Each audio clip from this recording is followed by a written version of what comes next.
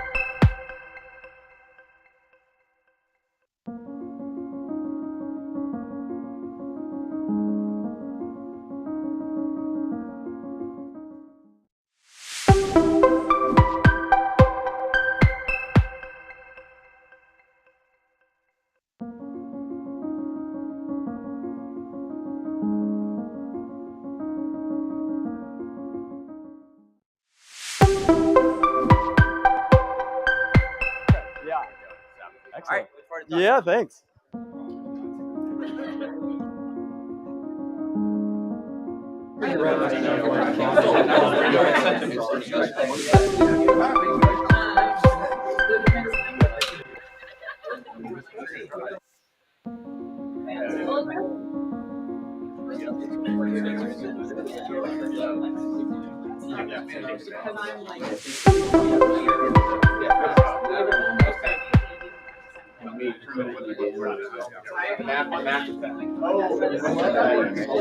Where you caught? Yeah. Awesome. What are you guys doing your next map?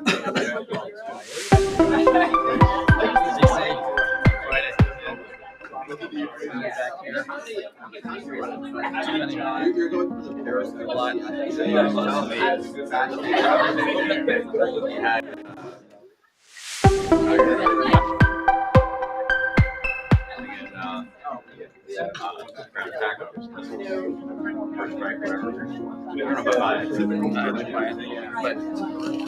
But what did he say? Because I didn't get a good rationale. for the United States. Oh yeah, but that's not our team. So they have to have the ability to preemptively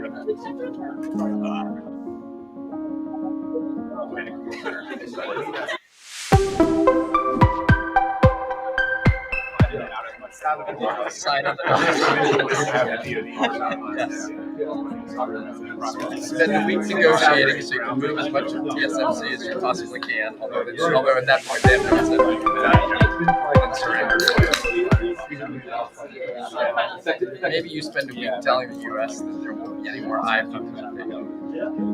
So I did think one way.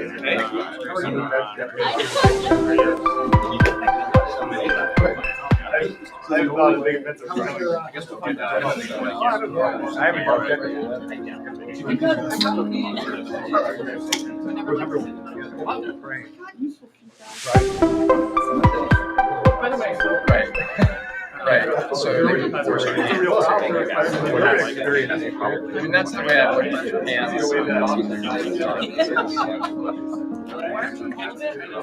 I mean, so while it's true, it is also true that it could have the opposite effect depending on timing. So they do it, then things get really bad, and then it's like, oh, that's You started. Right. Yeah. China lights off the nuke and Xinjiang somewhere and go, okay, that's it. What do you guys? Okay. This year that meets at exactly the same time as ours. Okay. I was like, nice. That won't happen next year. Okay. Are you ready to get started? Yeah, absolutely.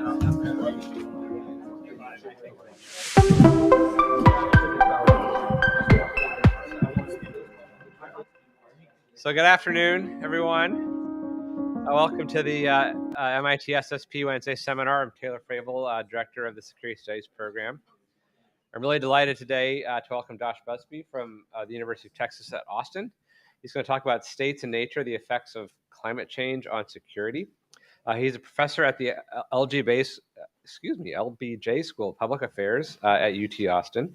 And he most recently in 2021 and 2022 served as a senior advisor for climate at the U.S. Department of Defense, which sounds fascinating. He is the author of numerous peer-reviewed papers and think tank articles on climate change and security, including his most recent book, States and Nature, the Effects of Climate Change on Security, that we'll sort of hear more about today. And he finally has a PhD in government from Georgetown University. So Josh, welcome to MIT. It's a real pleasure to have you with us today. Delighted to be here. It's great to be back in Boston. I did a postdoc at the Belfer Center many moons ago, and so have fond memories of my time here. And I'm going to be giving a later lecture today at Harvard, but on a different chapter of the book. So yesterday I gave a talk on the book at UMass Boston on Bangladesh and Myanmar. Today, I thought I'd give the Syria-Lebanon case, and later this afternoon, I'll talk about Somalia and Ethiopia. Let's see if it's working. There we go. I want to give you a little bit of background on my work in this space, then talk about the approach of the book, discuss the Syria and Lebanon cases, and this is, in fact, the maiden voyage of talking about this chapter to a public audience. The other presentations I've been giving in this space have been on some of the other chapters, but I thought for y'all I'd do something special. So I also want to talk about the policy implications. I am still half-time at the Department of Defense, so my remarks today don't represent the official views of the U.S. government, but my own personal insights as a scholar. Oops, no worries. I kind of got into this space by accident. In 2004, then Secretary General Kofi Annan had a project on threats, challenges, and change in the UN system. And I was commissioned with former diplomat Nigel Purvis to do a paper on what does climate change mean for the UN system in 2004. And I subsequently got a fellowship to the Belfer Center and thought I really need to deepen my work in this space. And so that led to a paper that came out in 2008 in Security Studies, Who Cares About the Weather, and an accompanying policy paper for the Council on Foreign Relations. I then was part of two research initiatives that were funded by the DoD under the Minerva Initiative, one on climate change and African political stability, a subsequent one on complex emergencies in political stability in Asia, done work for think tanks and academic outlets along the way, and that culminated both in my appointment to the DoD, but also this book. So that's sort of the exegesis for getting into this space. Let me see. I also do work in other related work on social movements and clean energy transition and climate governance. So for those who are interested, happy to address any of those questions in the Q&A. But the animating idea for this project goes back to a debate that happened in the 1990s between Mark Levy and Tad Homer-Dixon. So some of you might be familiar with the early research on environmental security that happened in the 1990s.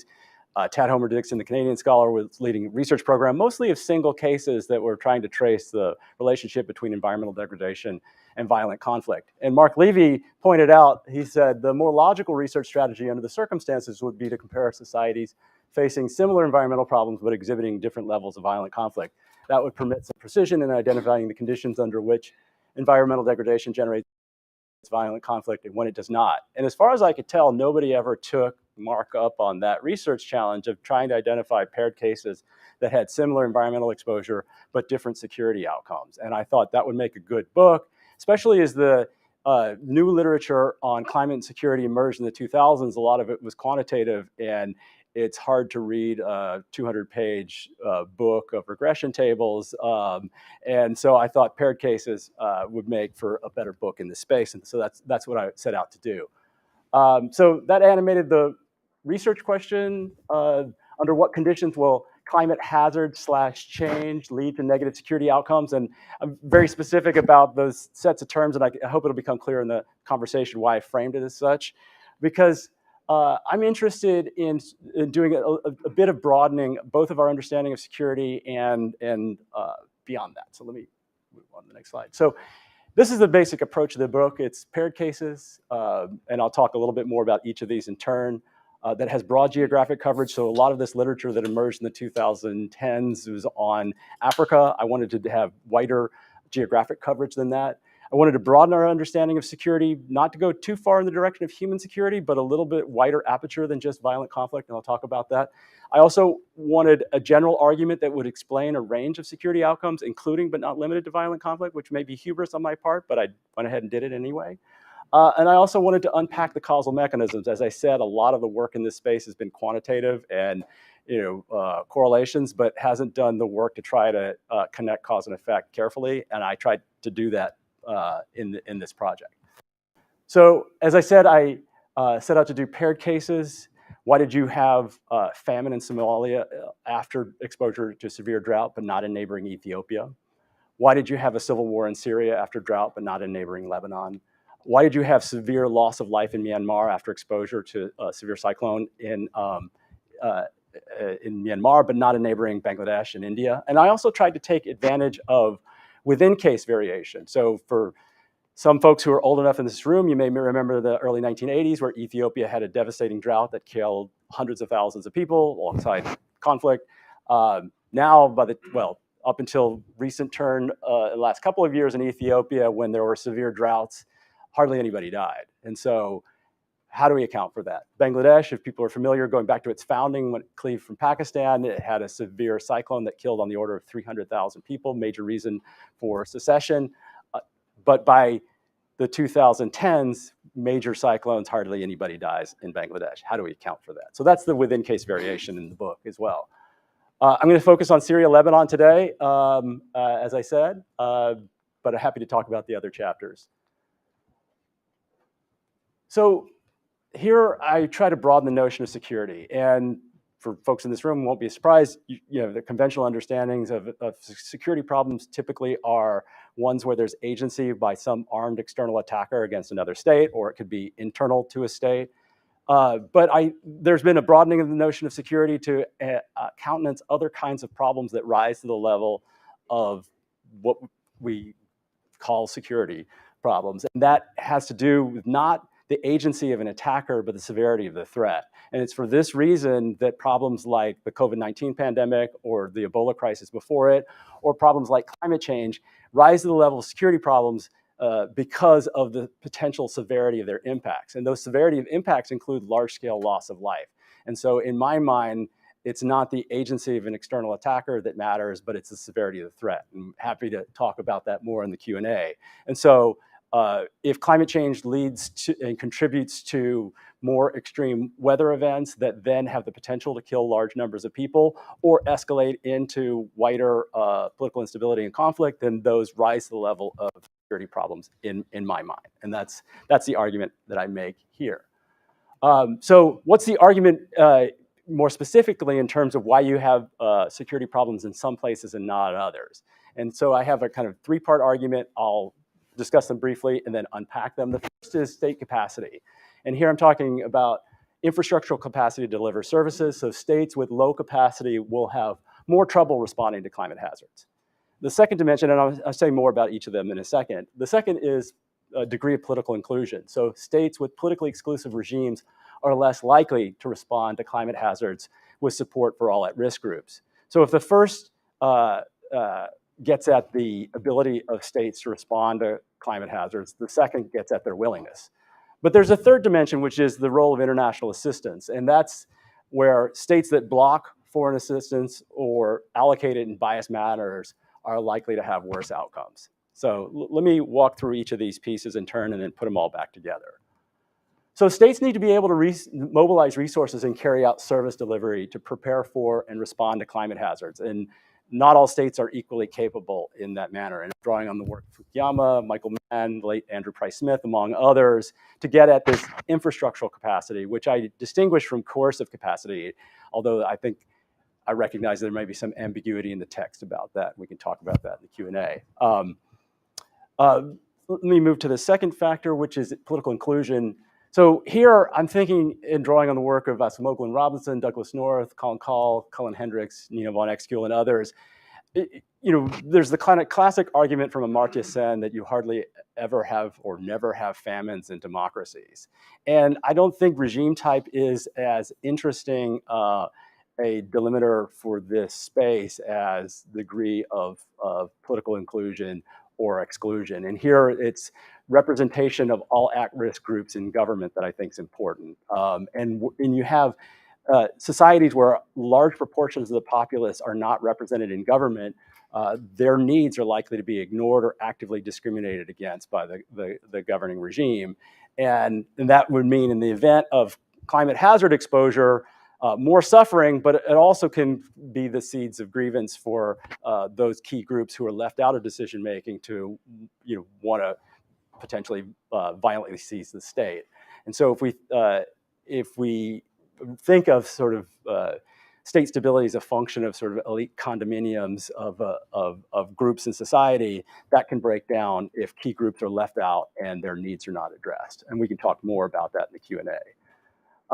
But the last dimension is international assistance. And here I'm not simply thinking about overseas development assistance, but I'm also thinking about humanitarian assistance, which often aren't tracked in the same budgets, that come in different ways. And they can, in the immediate aftermath of exposure to a climate hazard, flow in emergency settings and compensate for state weakness. It can also, over time, buttress state capacity and build it. So through investments in development assistance, for example, can build state capacity and help compensate for weak states that otherwise might not have the internal resources. So that's the argument that I make here about the role of foreign assistance. So let me put all those pieces together. There are worst case scenarios of low capacity states with high political exclusion that block foreign aid or deliver it in a one-sided manner. And then there are best case scenarios of high capacity states with high political inclusion who receive aid and distribute broadly to all social groups. In between, there are a number of mixed cases, and I think the Syria and Lebanon cases are a little murkier and more mixed than some of the others in the book, which presents its own challenges in terms of analysis, but at least that's the sort of typology. All right, so As I mentioned before, I try to diagram causal pathways, and I do it in a relatively simple way. This is a somewhat more complex one, but start out with the climate hazard, like a drought or severe cyclone. It'll have societal impacts on lives and livelihoods. That in turn may lead to people. In this case, I've added the migration as an extra step because that was relevant in the Syria case. And some of the other examples, it's a simpler causal chain where it just ends in either a humanitarian emergency or it ends in civil communal conflict. In this case, I've added migration. There are steps along the way in terms of demands for redress and local contention, like either in the immediate aftermath of a storm or a drought, people are asking for help from the government. The government has an opportunity to respond. Some of these can be telescoped in quite a short amount of time. Others are lengthier, depending on whether it's a swift onset hazard like a storm or a slow onset one like a drought. The government has at its disposal whatever capacity it has or the degree of political inclusion. That can be buttressed with international assistance at that time. If things go badly, it may end up either in a humanitarian emergency or civil or communal conflict. This is at least a relatively simple diagram of the pathways to negative security outcomes. If you're familiar with the ones from Tad Homer Dixon from the 90s, there are lots of recursive loops, and it's a more focused on a longer period of time. This is more focused on short-run climate hazard exposure, and we can talk about why that is. The method of each chapter is to compare the two cases to each other and also exploit within case variation. I need to document that both faced similar climate hazards and then code the key variables of capacity, inclusion, and assistance, and then to be a good or at least adequate social scientist, try to address alternative explanations. So that's what I try to do in each of the chapters. So let me get into the Syria-Lebanon case. Here were my expectations going in, that you had severe droughts in the 2006-2010 period that affected both countries.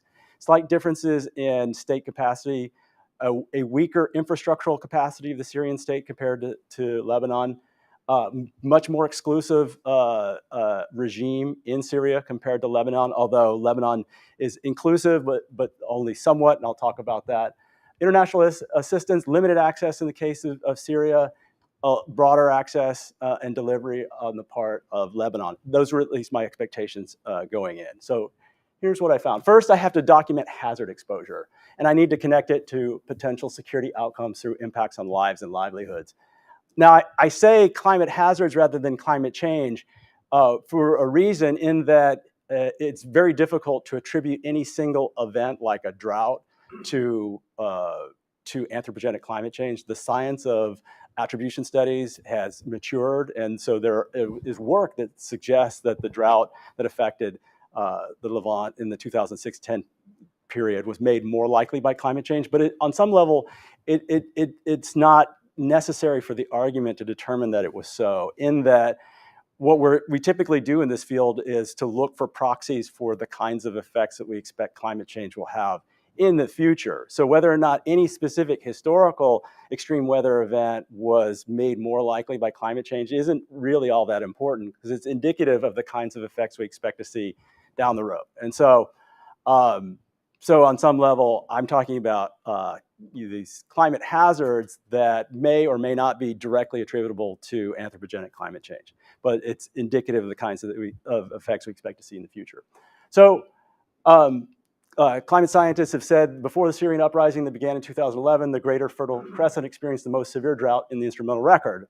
Or put another way, the 1998-2012 period was the driest 15-year period in the last 900 years. So indications that this was a very severe drought. I try and do this in different ways with both rainfall and temperature data. So for rainfall, data shows that the 2006 to 2009 period were below normal growing season rainfall years in Syria, with 2008 being the below normal for the growing season being the worst, and the worst since 1973. Similarly, in Lebanon's case, 4 continuous years of below normal rainfall for the growing season between 2007 and 2010, 2008 being below average growing season rainfall for the previous 20 years, largest negative deviation in rainfall since 1973. So similar magnitude of rainfall deviations. I also try in the book to get at it with maps. So these are the subnational, the geography of where agricultural stress was highest. So in the northeast of the country, in Al-Hasaka region, Raqqa, Aleppo, and then there were parts in the central of the country in the far south. The origins of the early protest movement, if people are familiar, was in the South, but most of the effects were felt in the Northeast. And whereas in Lebanon, the Bekaa Valley, there were 85% of the land in parts of that area were highly affected by drought. And that shows up in some indicators of agricultural production. So we see a significant decline in both countries, not quite in the same year, 2008 in Syria, 2010 in Lebanon. Abnormally high temperature coincided with this drought period in Lebanon context. And so then I try to trace through how that shows up in terms of impacts. UN assessment suggested that 1.3 million people were affected by drought in Syria, with 800,000 severely affected, and that translated into people living on bread and sugar tea for extensive periods of time. Large-scale decline in livestock levels from 21 million to between 14 and 16 million. In the Lebanon context, the evidence that I have here doesn't show up in terms of severe impacts on farming and livelihoods in quite the same way. What it does show up in is steep increases in urban food prices. And so we can talk about whether, what that means for the kind of comparability of the cases, but at least that's the evidence that I discuss in the book. So in one case, the problems from the agricultural sector escalate into civil war, and I'm going to try and trace through to the extent we have some reading of how that happened in the Syrian context. And the other, despite many problems, Lebanon doesn't experience of civil war. So what explains those contrasting fortunes? So here's where my argument comes in. I suggest that this combination of capacity, inclusion, and assistance. And I start with some basic indicators of state capacity, drawing from World Bank indicators of government effectiveness. I also look at control of corruption and regulatory capacity. On some level, this suggests, even in the lead up to the Civil War, this metric, these are based on investor confidence metrics, and these may be somewhat problematic proxies, because on some level, in the lead up to the Civil War in Syria, it looks like there's some convergence in government effectiveness. And I think what is happening here is that there was a pro-market liberalization attempt by the Assad regime, which on some level made Western or international investors more sanguine about the prospects for change in Syria, that actually had deleterious effects on the rural sector, but were seen by international investors positively. I think the upshot of this, for my purposes, is that Lebanon had marginally better government effectiveness in the lead up to the drought, but not necessarily by a whole lot, at least by these kind of conventional metrics. I also look at metrics of bureaucratic quality from a similar investor group surveys, PRS group. But I also then try to trace through what does this mean for particular policies that are more relevant to the response to drought, right? And so mostly this is focused on inputs into policy. And so in the Syrian case, the majority of staff in the ministries of agriculture and irrigation had barely finished secondary school, and only a small minority had a university degree. So this gets at some sense of like what kinds of capacity do they have to respond to the drought. But it wasn't necessarily all that much better in the Lebanon case. And so the World Bank did an evaluation of Lebanon's drought response. This was a little bit later, but they said the country lacked a drought emergency plan. These problems persisted after the 2014 drought, let alone earlier droughts. So core conclusions that there was no concerted drought management effort, that the country did not prioritize drought risk management, and had no drought monitoring system. So maybe some marginal differences in state capacity when we look at general metrics, some comparable problems on some level when we look at drought preparedness and response. I look at some other metrics. These are more a little bit sort of downstream metrics that both countries had pursued sort of elaborate policies of subsidies for the agricultural sector to become more agriculturally independent, but through a support for water-intensive agricultural products like wheat in a very arid part of the world. And in Syria's case, that was having a pretty steep impact on budgets in the lead up to their civil war, in that they were spending 4% of their GDP, including diesel subsidies, and the diesel subsidies were important for being able to power the irrigation pumps that were irrigating at least half the wheat crop, fertilizer and seed subsidies, and credit. So that's about 4% of their GDP that was becoming unsustainable in the lead up to the crisis, and that were cut about 2 years before the Civil War set off. And so when I look at the comparison with the Lebanon case, the degree of subsidies, both for producer groups and for consumers, because there were subsidies on both ends, both to grow the wheat and to keep bread prices down for urban consumers, that was never more than about 0.21% of the country's GDP. Whether or not that on some level is a proxy for state capacity, we can talk about, but these were sort of ways that I try to get at in the specific realm that's relevant to drought and water management and agriculture, differential policies of the, and this suggests that more problems on the Syrian side. They also made other strategic choices that may also be related to the quality and capacity of that staff that I mentioned earlier that were poorly trained. In the case of Syria, which had been a wheat exporter right up until the Syrian civil war, they decided for some God-foreseen reason to sell off all of their wheat reserves in 2006. And so then when you had the drought a couple of years later, they were faced with the prospect of having to import wheat. So all of this is to suggest some differences in capacity between Syria and Lebanon, but perhaps not as stark as we see in some of the other cases that I talk about in the book. But a more potent difference between the two countries on some level has to do with political inclusion, although there's still problems on the Lebanese side, but certainly very severe problems on the Syrian side. So if we look at conventional metrics of political exclusion, like the ethnic power relations data set, the minority Alawites have been the dominant partner in government since 1970. Other ethnic groups, which make up 86% of the population, have been excluded, right? But in Lebanon's case, which has a different political system, we'll talk about in a second, no time since 1946 has Lebanon ever had more than 13% of the population excluded from political representation, even during the lengthy civil war period. I look at other metrics if we think of other metrics of political inclusion beyond the ethnic power relations data set, the VDEM project looks at social exclusion, which gets at sort of differential access to services. And if we think of Denmark as maybe a paragon of equality on some level, often in development circles, we talk about trying to get to Denmark.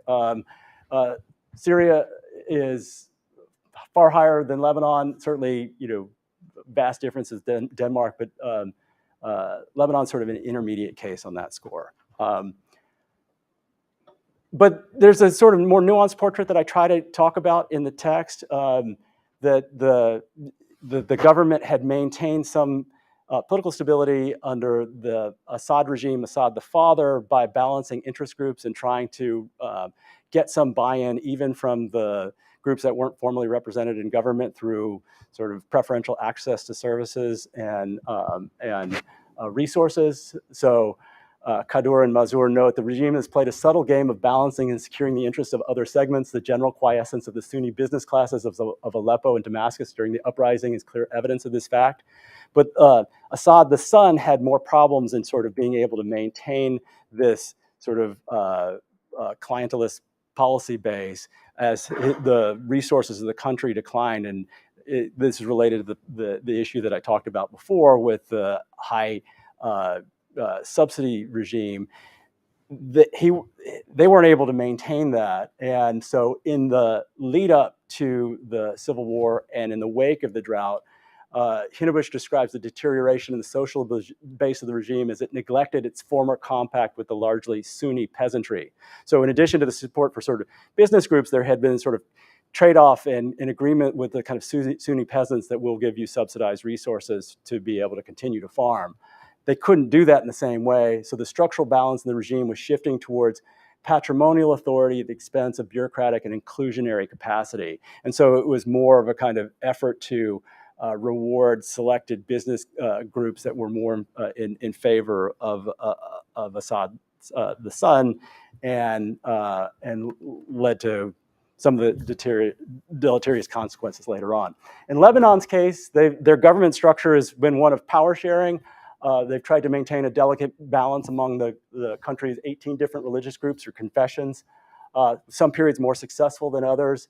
But as I talk about in the book, that sort of quasi-inclusionary dynamic has problems of its own in which the elites are somewhat predatory on the populace as a whole. And so you've had, I don't know if anybody's followed like the garbage crisis in Lebanon, where different ethnic groups get contracts for picking up the trash in different neighborhoods, and then neither of them seem to pick up the trash for any of their associated political bases of support, and then end up dumping it in the ocean or something terrible, and you end up with sort of outcomes that that are burbling beneath the surface that may have not yet escalated into civil war, but are problematic in their own right. But that, nonetheless, this confessional system, at least since the last civil war, has led some analysts to think of it as this something of a strength. The Lebanese political system is definitely in need of a raft of political reforms, but the basic inclusiveness of the system remains a key bulwark, at least against serious civil conflict of the kind we see in several neighboring Arab countries. So that's at least my reading of inclusion in this case, that there are some differences, but stark in the case of Syria, more inclusive in the case of Lebanon, but still some problems. The last area that I talk about is the role of international assistance. And here, neither of these countries is all that dependent on foreign aid, right? So I just contrast both of the countries with Ethiopia, which is another chapter in the book, which is far more dependent on foreign aid. So foreign aid isn't really a story in this particular book or chapter, but the role of diaspora remittances is. And so you can see that compared to Syria and Ethiopia, actually, sorry, this is a development assistance. This is development assistance as a share of GDP. This is the same slide. Let me go to the next one. I put in the wrong graphic for that one. What I meant to have is a graphic that showed a higher proportion of remittances go to Lebanon than either Syria or Ethiopia. But there are specific ways in which international assistance played a role in this case that I think are relevant, in that in the wake of the drought, the UN issued an appeal for resources for the Northeast that the Syrian government signed off on. Just 5.4 million of the 24.4 million requested in 2008 was provided by the international community. And then the next year they had another appeal and only a third of that was provided. So it suggests to me, and the U.S. didn't contribute to either effort, and there were some WikiLeaks cables that came out that suggested the U.S. was debating whether or not to contribute, and was wanted to see more far-reaching efforts by Syria to say that it was a severe emergency, which they weren't willing to do. But for whatever reason, the U.S. government wasn't willing to support and crowd in international assistance, and so the effort was vastly underfunded. Now, on the Lebanese side, they didn't have any equivalent drought appeal, but they did have one after refugee crisis related to attacks by Israel in Lebanon. And that appeal was far more successful. So slightly different issue space, and we might think that the, moral compellingness of refugees displaced by conflict is different, but in any case, what this suggests to me is neither of these two countries was especially reliant on foreign aid. Lebanon had higher access to remittances, but in specific episodes where there were appeals to respond to crises in both countries, Syria was already something of an international pariah even before the drought, whereas Lebanon was still relatively in favor and could count on international resources when asked. Okay, so let me put the pieces together.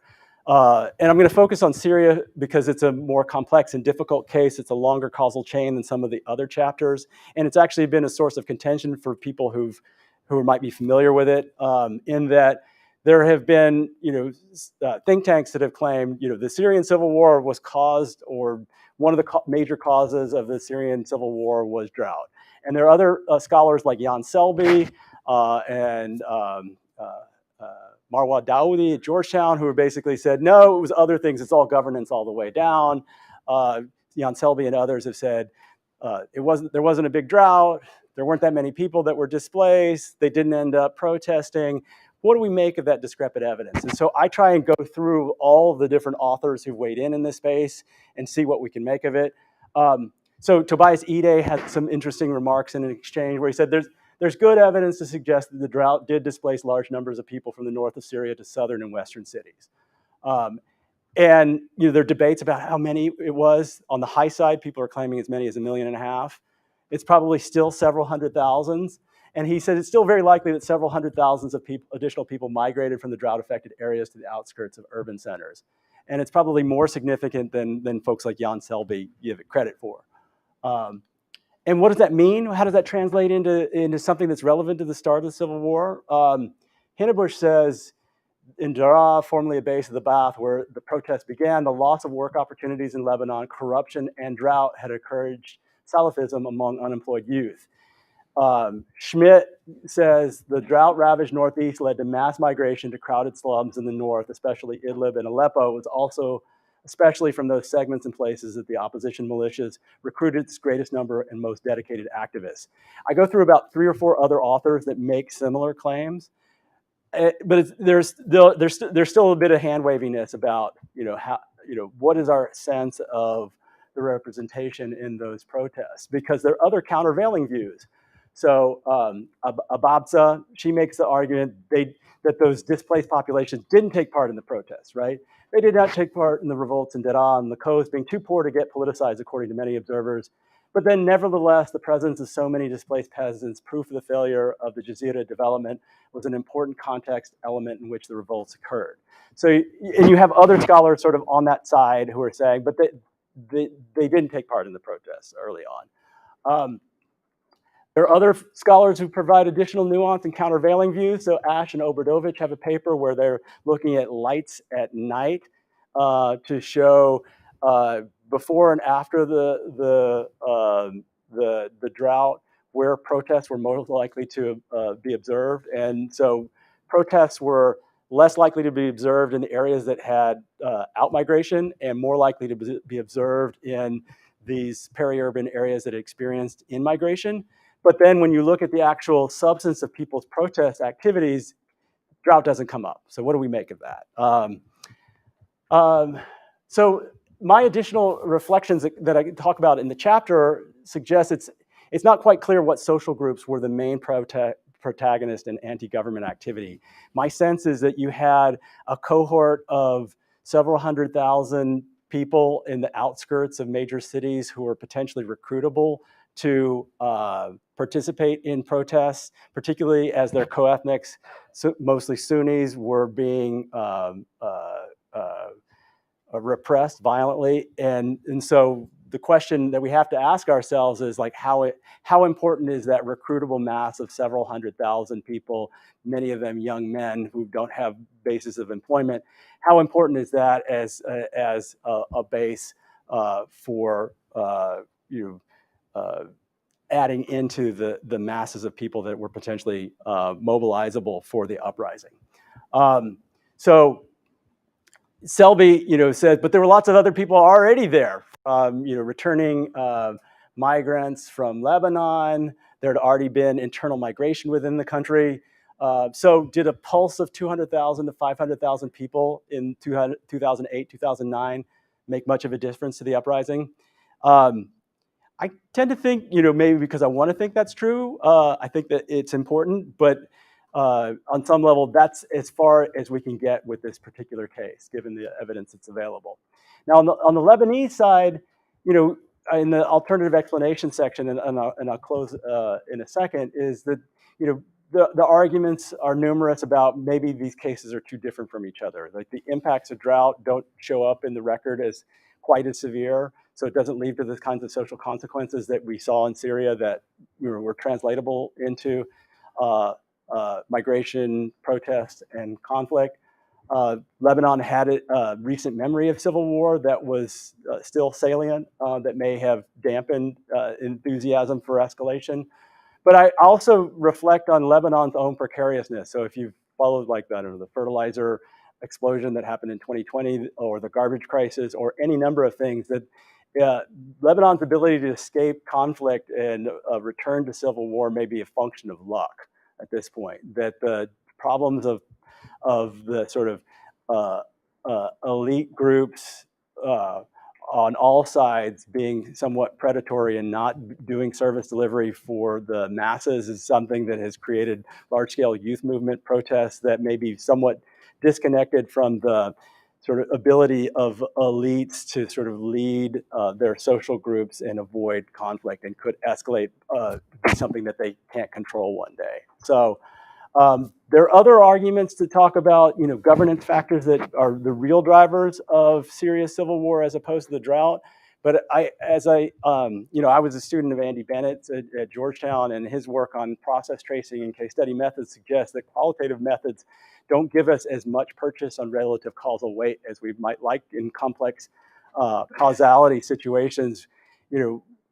I think disagreements between scholars like Jan Selby and me and others about the relative causal importance of drought to the conflict in Syria might be fundamentally irreconcilable. It has to do with sort of matters of taste and what causal narrative you're trying to tell.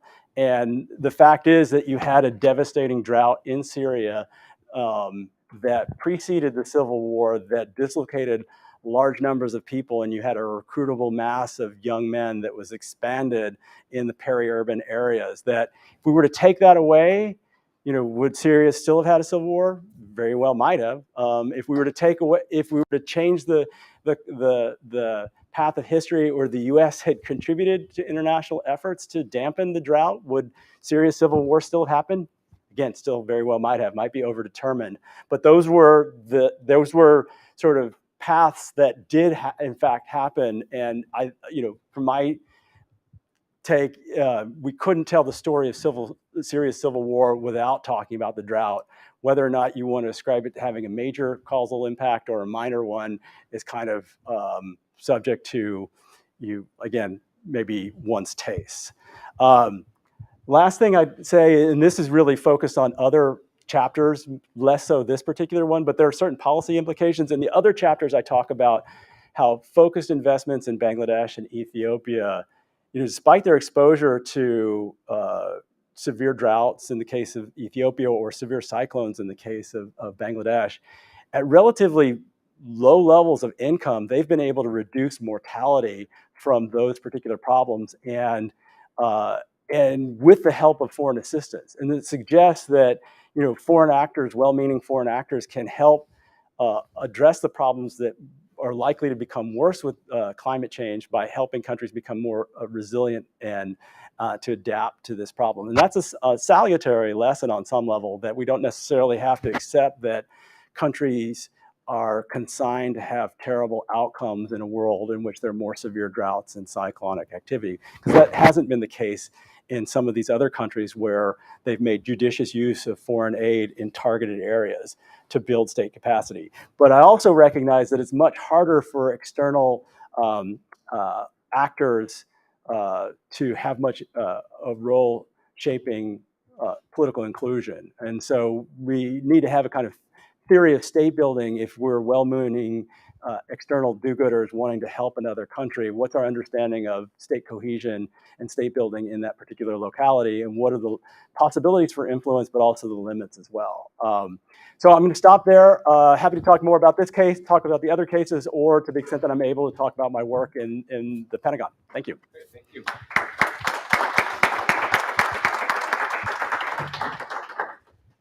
Okay, everyone, let's see. Nick Ackert, I've see your hand first. Everyone else keep your hands up. Hi, Josh. My name is Steve Packard. I'm a fourth-year PhD student in the program. This was really interesting, and I'm looking forward to reading the book. So the heart of the argument, as I understand it, is that sort of exogenous environmental conditions can really stoke long-term grievances, and that this is sort of funneled through a series of intermediary variables, and that the environment plays some role actually in lowering the threshold for conflict, unless the state can do something internally to kind of contain it. And one way I thought of summarizing that was sort of a motives argument, but I also think that there may be an opportunity story here as well, where some kinds of environmental conditions are actually really good for rebel groups. And I'm thinking Burma is potentially an example of this. Cyclone Nargis hits in 2008, and the rebels are like, great, the Burmese government doesn't want the US anywhere near this because they're worried about foreign influence operations. The roads and other sorts of things that the governments usually use to repress them are down, and they can run a fabulous propaganda campaign. So there's sort of like a greed or a chance story here. So I'm wondering what you're thinking about that, and also whether or not the same kind of environmental effect might affect the state and potentially subversive actors differently. And if there's sort of like a heterogeneous treatment thing here going on. Yeah, I think there's I think that has some validity in that these extreme weather events can, over the long run, degrade state capacity to repress violence in a couple of different ways. One, it could reduce tax revenue that then could fund militaries. So there's a, I mean, I guess it depends on where you put that. Do you put that on the sort of opportunities ledger in that that opens up more space for the rebel groups to oppose the state? I mean, there are ways in which these severe weather impacts can have differential effects on. So Tobias Ede has a paper that's coming out in his book and international security that suggests that sometimes disasters like this can enhance the opportunities for rebel groups, by making it harder for the state to repress violence across its entire domain. In other cases, it has a deleterious impact on their capacity because they themselves are heavily devastated by these. So that's at least been the argument that was made after the 2004 tsunami, which wasn't climate related, but maybe led to some of the ending of hostilities in parts of Indonesia. So there may be a more variegated story that I'm not fully capturing in this account, that he does it with QCA analysis. And I think that may be an important complement to the argument that I'm making here. Thanks. Yeah. Kenoi. Sure. Following up on Nick's comment, Nick made reference to heterogeneous treatment effects, which could also be referred to potentially as the dark side of the force. Yeah. So you started with Admiral Dixon. Yeah. And that's the bright side of the force. Right. He's the good guy talking about mitigating terrible consequences. Right. But Nick Right. is representative of current thinking on these issues. Right. And your account suggested that regimes that were non-inclusive and undemocratic, with more limited capacity, would probably not fare well in the presence of climate change. Right. That the consequences for them would be more severe, their capability for dealing with it would be less. Right. Frankly speaking, our government does have a tradition of trying to topple such regimes. Right. Okay. We could be talking, well, okay, there are a lot of examples. Yeah. So in your dealings within the Pentagon and intelligence circles in Washington, has there been discussion of the dark side of the force, the ways that climate change may enhance American security as seen by some segments of the national security community? Because its differential effects are going to be greater on regimes that we actually tend to like to topple. Yeah. I think if there were, I probably wouldn't talk about it. I think at most there's an awareness of the political opportunities or the national security opportunities may change for the U.S., but I don't think that there's quite that level of nefariousness in the way people are interpreting these signals of climate change. But that's, if we engage in sanctions to reduce GDP, if we looked at the differential effects on supporters and opponents of regimes, then the distributional implications of drought and climate change and temperature elevation would seem to be within scope. I think that's plausible. I don't think that's where the gravity of where discussion in this field has gone on some level, because there's probably some squeamishness about going there but if you look at like Undersecretary Colin Call's formal remarks, he had to like New America Foundation in the public setting. What he did say is that countries that are best prepared to deal with climate change are going to have better outcomes in terms of national security and wider strategic considerations. And so on some level, whether or not the U.S. wants to seize upon that for other purposes, that may be happening, but not something I would comment on. Yeah. Thank you. I also do not wish to impute to Nick those thoughts. Right. Kunal. Thank you.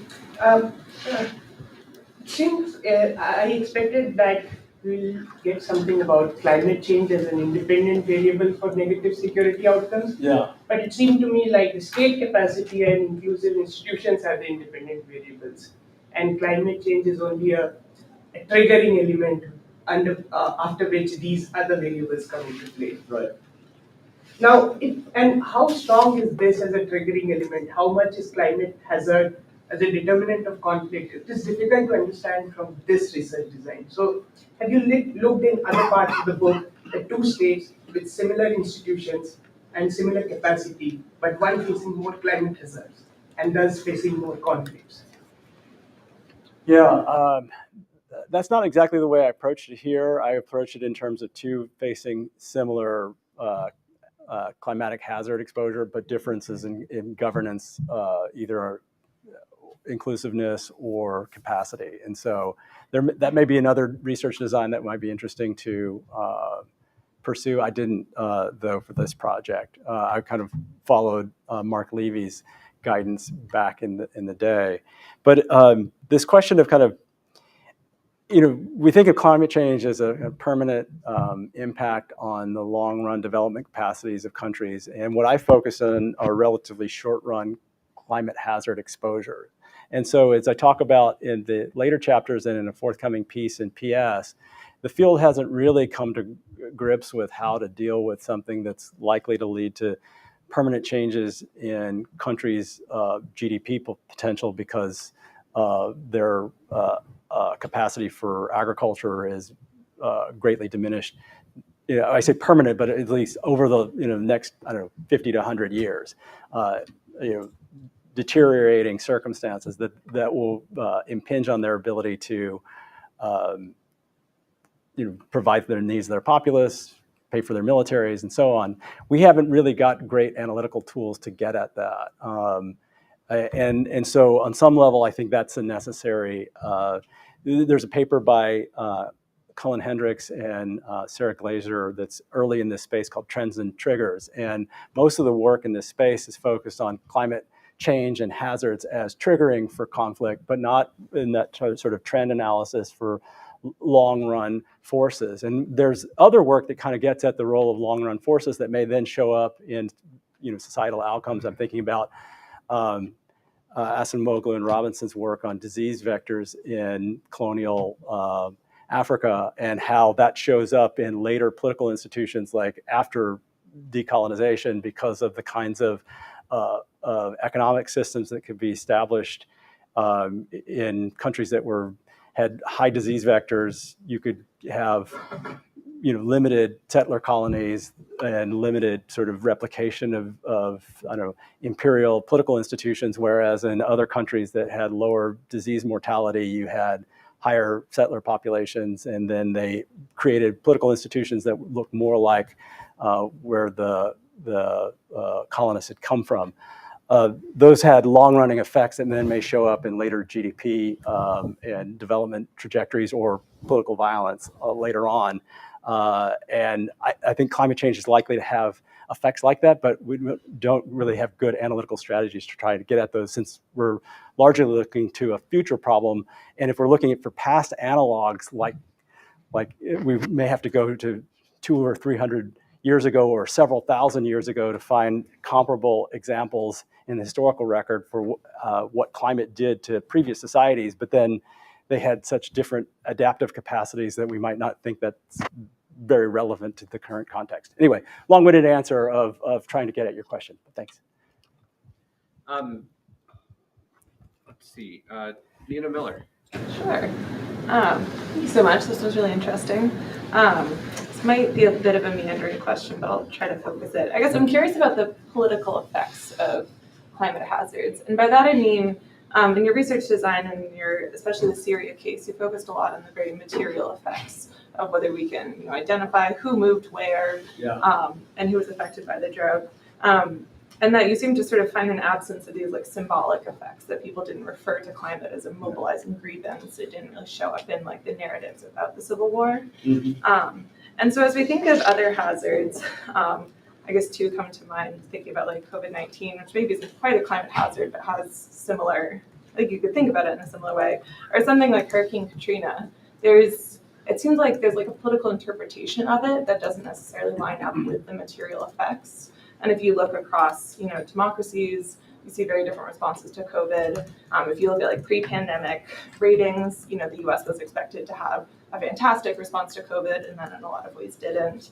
So I guess like when you think about the role of grievances or those symbolic effects, like is that different than the material effects? Does it matter? I feel like there's something useful in that question. Yeah, so I thought a lot about this. Like, is it fatal on some level for the argument that if people didn't articulate drought as one of their reasons for protesting early on in Syria, is that fatal to the argument that the drought didn't have something to do with the protests? And I don't think it is. And a former student of mine, Todd Smith, did a paper on food protests, and he found a correlation even in places where the actual reasons for their protest didn't articulate food. It had to do with the material effects on food prices of impact of rainfall. So it's sort of rainfall, leads to higher food prices, which is mediated by state policies like subsidies that, in some states it ends up translating into higher food prices, in other places it doesn't. But people might get out on the streets and protest, not articulating food as one of the reasons for protests, but it may show up in other ways in terms of, they may be protesting for higher wages. They're not saying, higher bread prices are what are the reason why I'm out on the street, but it's part of the sort of milieu of grievances that they have. And so I don't know if that quite answers your question, but I think we shouldn't necessarily accept the fact that if people don't articulate climate as one of the reasons why they're out there in contestation with the state for any reason, that it isn't somehow relevant to the experience. I'm having difficulty translating that to the comments about Katrina and COVID. Maybe in some of those episodes, people are responding and explicitly referencing that source material, but those problems can have dislocative effects that show up in other kinds of activities, even if the actors themselves aren't consciously talking about it. And I think that's in some cases they are, but in other cases they're not. But it doesn't mean that it wasn't somehow important to understanding that situation. And we can talk more about that, but I hope that gives a little bit of a response to your question. Thanks. Sure. Yeah. Yeah. Maybe looking to the future more. I can envision cases, if you think about like Pacific Islands, that are being highly impacted by climate change, are going to face, flooding and actively losing their land. And I think there's a pretty broad public awareness that like this is not their fault, and that climate change is primarily being driven by others, and that this is a direct effect of climate change that they're experiencing. And so in cases like that, I guess I would not expect there to be so much protest against the government, and more like a sense that they're besieged by the rest of the world that is failing them somehow, and like that might have different political consequences.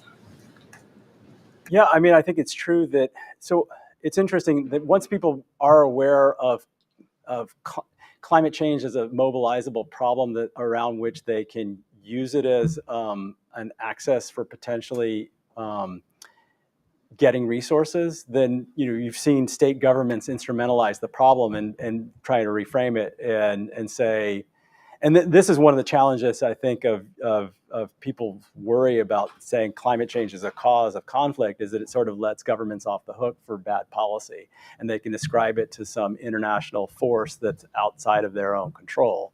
And so you do see, whether it be Pacific Island states or others, saying like, we're facing problems that are not of our own making. And in the case of Pacific Islands, that's probably right. In the case of Syria, for example, there's an external effect of drought, but it is made much worse by mismanagement of the resources that they did have at their disposal.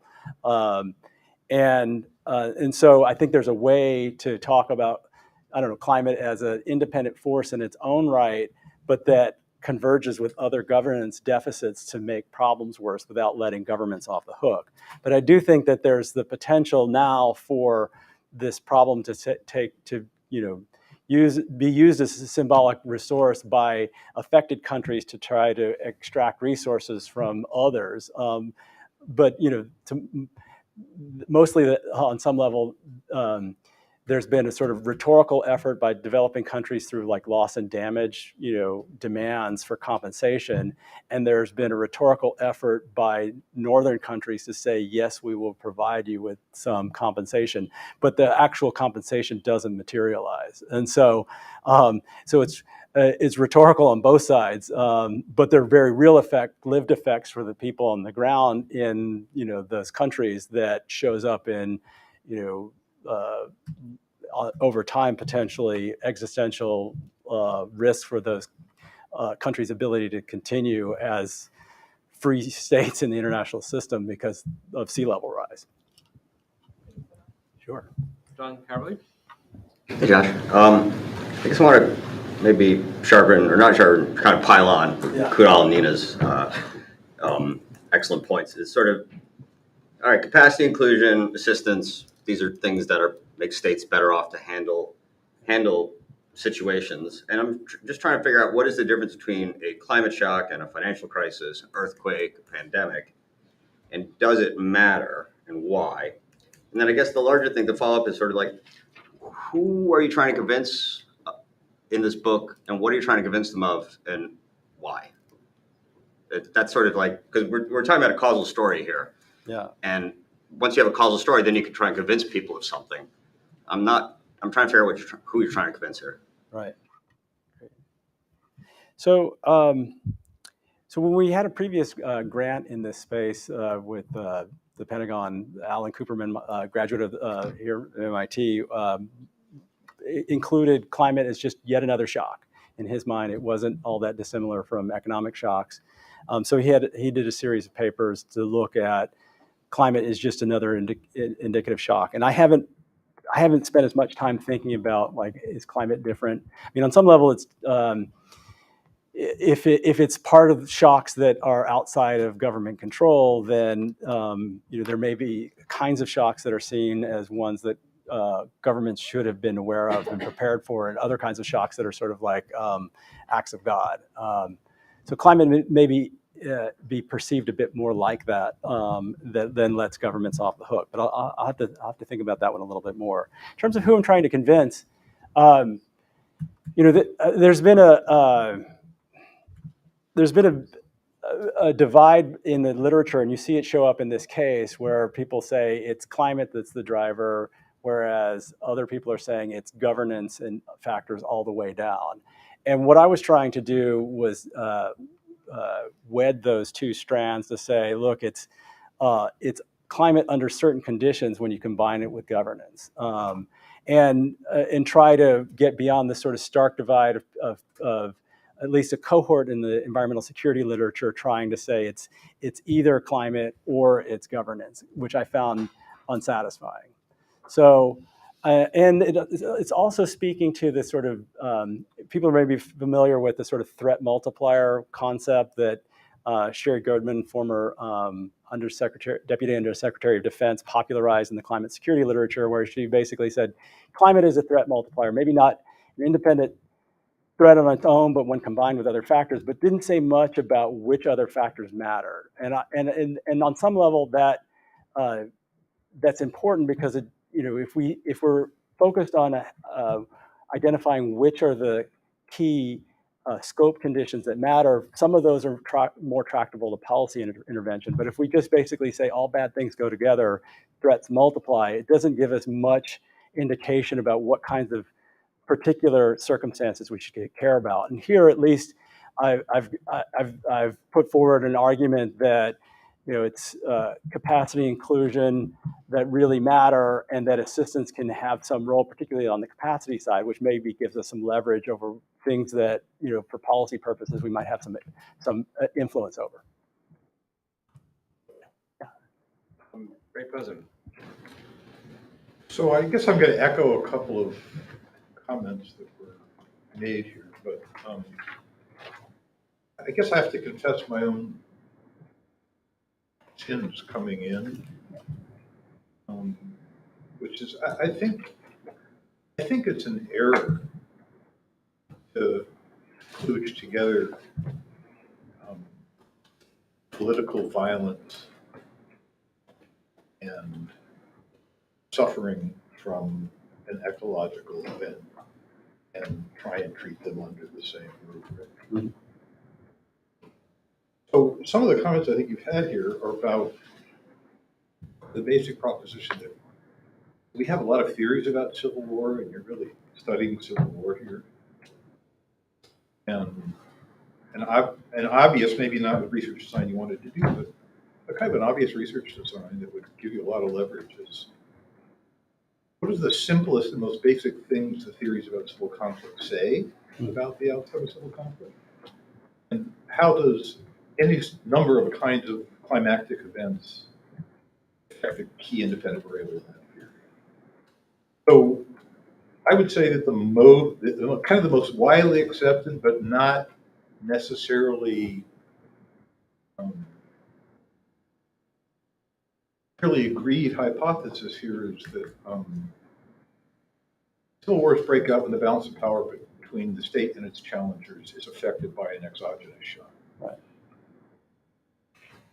This raises the question, very basic one, which is, how does a climactic event, including a famine, affect the balance of power between the state and its potential challengers? Of course, that has a presumption that there are some potential challengers, so you need a measure of that. This would allow you to get to your question of, do people have to say that the famine made them mad for it to have been a contributor to conflict? Right. Because famine can do two things, right? It can weaken the state and change the balance of power. Maybe the state taxes food and its tax base is eroded, so its coercive capabilities are eroded. Or it could strengthen the challengers. Yeah. And some of your story is consistent with a challenger strengthening hypothesis. Right. So, mixing up our theories here a little bit, the famine drives a lot of Syrians, most of whom already share a class, economic, religious, ethnic identity, drives them into the towns with a shared experience. Carl Deutsch would call this social mobilization. He would say that people are now socially mobilized for more intense activity, more intense political activity. And in your story, that would make them available for mobilization by extant challengers. Right. Right? And especially the young displaced males from the population, who are in some ways the atomic energy of modern politics. Young males without. So I'm giving you my story here, and I'm not, maybe I'm going on too long about it, but I wonder if you like to say a bit more about the fundamental going-in decision that you made about treating the different bad experiences that populations can have as a consequence of climate change under the same rubric. Yeah. That starving to death versus being shot to death by people who were mobilized to pick up guns because they were starving and went somewhere else. Yeah. And, right. Is this? I'm being really kind of mean here, but I'm saying I think it muddied up your research design, and I wonder if you'd like to reconsider that choice in the next work that you do. Yeah, no, I think, as I mentioned at the outset, the effort to try to explain a range of security outcomes may be hubris, right? There was some goal to have an argument that could explain a range of security outcomes, even if recognizing that, but the motivation was on some level to elevate some of these other kinds of problems, large-scale humanitarian emergencies, to bring them into conception of security that had been neglected on some level. So now, there may be folks who fundamentally think that's a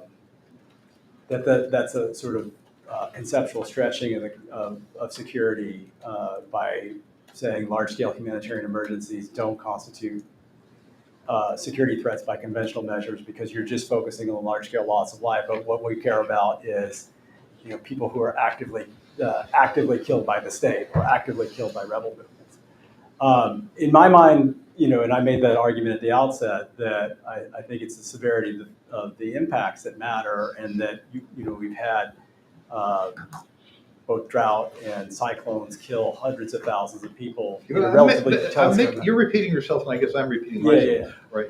I'm making a theoretical point, not a values point. No. Right. The theoretical point is it's hard to use the same theory to explain the two different kinds of outcomes, and that you need two different theories. It doesn't mean the two theories couldn't coexist in the same book. Right. It doesn't mean you couldn't pass one theory over the evidence first and the second theory over the evidence the second time. Yeah. All I'm saying is by mixing them up together, you've actually reduced the purchase on the problem that you were trying to get. Yeah. I think that what I tried to do is, as I said, use the same explanatory framework to get at both of them. And I still think that, there are ways that for other people, for example, like Tobias Ide has focused more narrowly on the way you've articulated the problem in this kind of Civil War context of does the specific hazard episode differentially affect the state and challengers, and you feel free to read his project and think if he's been more successful in that approach. I leave it to others. I still think that the capacity inclusion and the role of assistance here gives us some purchase on this case in ways that weren't obvious at the outset, and that adds something crucial to the debate about the way that drought intersected with these other dynamics in the Syrian case in meaningful ways. But I take that seriously, and you may approach the problem in subsequent work a little differently. Great, thanks. Wright Smith. Thank you so much for this presentation. So I'm curious what maybe this gets into what you've done with the Defense Department, but I'm curious what the implication for kind of U.S. force posture and defense planning is. Because if I take maybe the extreme end of viewing this, unless a civil war occurs that has, very, very significantly impacts U.S. interests, which I think, frankly, most civil wars around the world, for better or worse, just don't. Yeah. I guess I don't know is there a takeaway for U.S. defense planning that you think should be factored in, or is this really kind of a story of what U.S. diplomacy should be doing before it rises to the level of a defense issue? Yeah, I think those are the kinds of issues that we've grappled with in my time at the department. I mean, most of the, if it ends up becoming something that the DoD has to care about, then lots of other processes have failed on development assistance, on diplomacy, and so the question is there a role for the department in either supporting allies and partners with adaptation or resilience? Is that something that DoD has any value add and can contribute to? Or is that really a problem that's best left for other agencies? And I don't think there's a sort of settled answer on that, in part because frankly, it's hard to provide additional resources for those other agencies. So the path of least resistance would be to potentially support activities that the department could carry out. I also think that on some level, you know, the decline of the preoccupation with state stability, as you know, kind of the 9/11 era has been superseded by the role of rise of geostrategic competition, has made the question of, you know, what's happening inside other states less salient to the department. It's only if it's salient to the extent that does it figure into great power competition. Are those sort of potentially key important places that the U.S. might want to care about as it relates to geostrategic competition? And so there may be more attenuated concerns in the government at present about political stability in other parts of the world, but I think that the genesis of the initial work of climate security sort of grew out of that sense that anarchy anywhere was a problem for the U.S., and that's less likely to be considered true now than it once was, as kind of terrorism has waned as a preoccupation. And so I'm not exactly sure what that means in terms of policy. I think it continues to be something that's debated, like, does political instability anywhere, is that something that the U.S. has to worry about, or do we have to kind of focus eyes on the prize in terms of whether it's what's happening with Russia, Ukraine, or what prospectively could happen in Asia? And so I think that's kind of where we are, at least on the policy side, about whether or not this is something, or problems that escalate from some of these places are ones that we'll ever have to care about again. Weston, Joe. Thank you. I'm a visiting Fulbright scholar here at MIT. We're nearing the end, but to me, you haven't mentioned external factors at all. So you haven't talked about Russia, you haven't talked about the United States, the effects of the Iraq War, the effects of the Arab Spring, the effects of Iran, Hezbollah, the Turkeys, the Kurds.